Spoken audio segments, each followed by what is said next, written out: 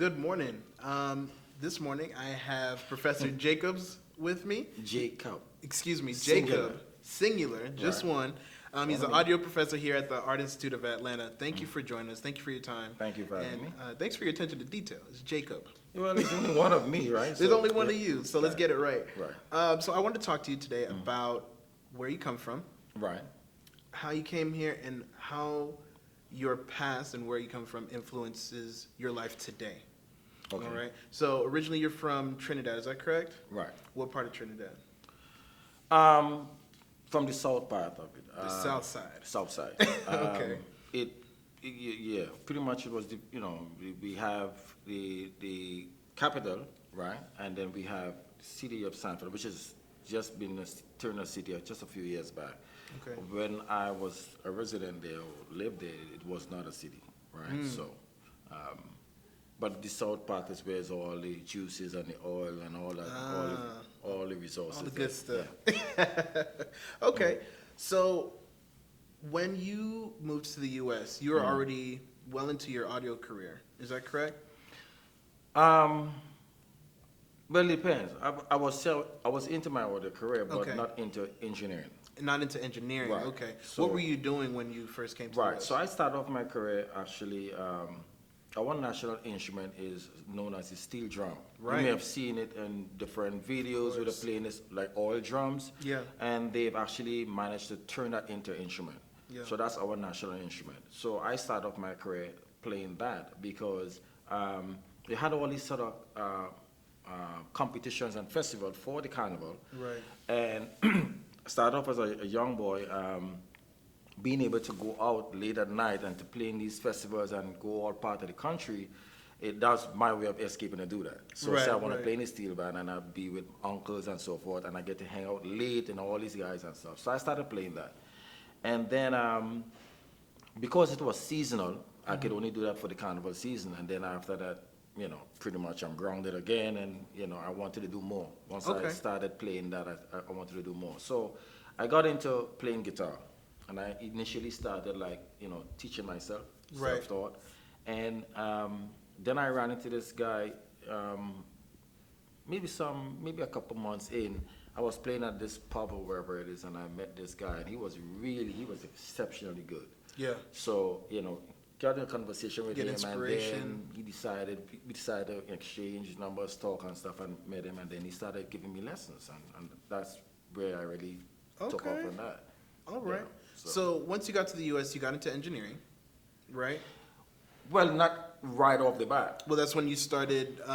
While in the U.S., you started making money off of engineering. Well, yeah, well, I had to do. How did that?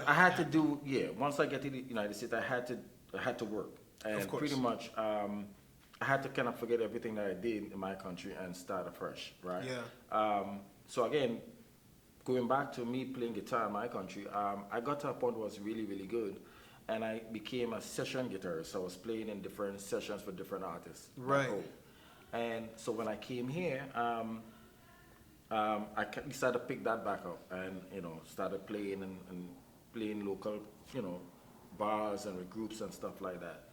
And that did well for a while, but I guess what ticked off the light bulb in my head, I remember one time in my country, I went to this session and they had this studio with a really, really long console. It could have been probably like a 63 channel or 70 something channel. Who knows? And I was really, really inspired the way how the engineer was operating, because he knew exactly which button to push, Yeah. which knob to turn. It's like magic, right? Right. Whenever the artist said, hey, can I get this, can I get that? He would go precisely that and make it happen. And at that point for me, that's where wow, I wanted to do that. You wanted to Because do that. all this equipment, and it just looks so cool, Right. And I wanted to do that. But unfortunately for me, in my country, we didn't have any infrastructure like this, like the Arts Right. Institute. So there was no college that you could have gone to learn audio engineering. So it would have either had to be like a corresponding course, you stay at home, you go online or something. And online was kind of emerging and taking off like that. Right. So the other option would be to come to the United States, and that kind of what made me decide to come here. Like, this is the move. To chase my dreams, So you mentioned, colleges like the Art Institute for technical fields like this. Now you're a professor, you're a teacher at this college. What made you want to teach, educate others to do that? Actually, I didn't. Okay. This kind of. So how did this happen? Yeah, this kind of just kind of happened by accident. For me, while I was in Florida, when I moved from Trinidad, I went to Florida. Okay. And I stayed there for quite a few years and working on the local scene, working with bands, different groups and so forth. But all in the meantime, I'm buying equipment and trying to get the engineering thing going. And I would tap into every resource I can find on Right. YouTube, you name it. I bought several books, and I found that I was only getting so far. The books, even though it was written in English, the terminology and the technicalities, it just kind of went over my head. Right. So at some point, I just got so frustrated. I was like, I'm tired of this because I just couldn't seem to be getting where I want to. And when I hear my products, my mixes, it just never sounded like what I heard on the radio. Right. So at that point, I just got fed up, I said, like, you know what, I'm going to school. Okay. And I started looking at a few different colleges, SAE, Full Sail, Arts Institute, and all that.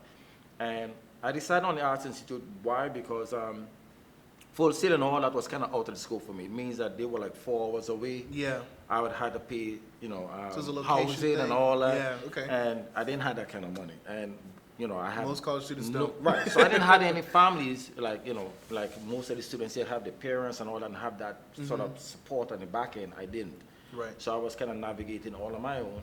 And I decided to just take the Arts Institute because it was right here in like 20 minutes drive. Yeah. And it just was more feasible and more cost effective for me. Okay.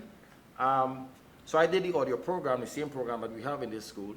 And when I graduated, I decided to relocate because Miami wasn't one of the best places as far as the industry goes. Right. So I relocated here to Atlanta, and when I got here, I just started sending on resumes and trying to apply.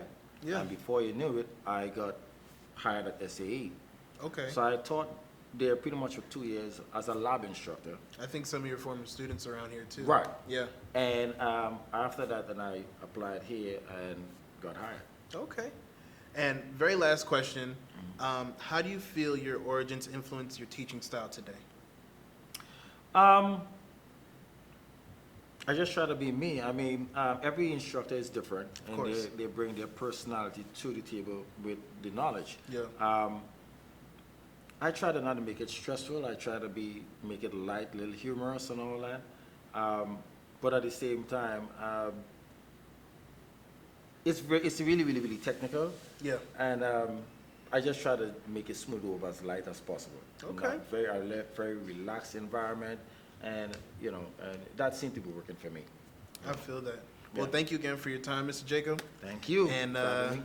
that was our interview. Thank you. Good. Cut. Cut. Cool. Thank you I so got you. much. Think we got I all haven't we need? stood like that with Girl. both of my hands.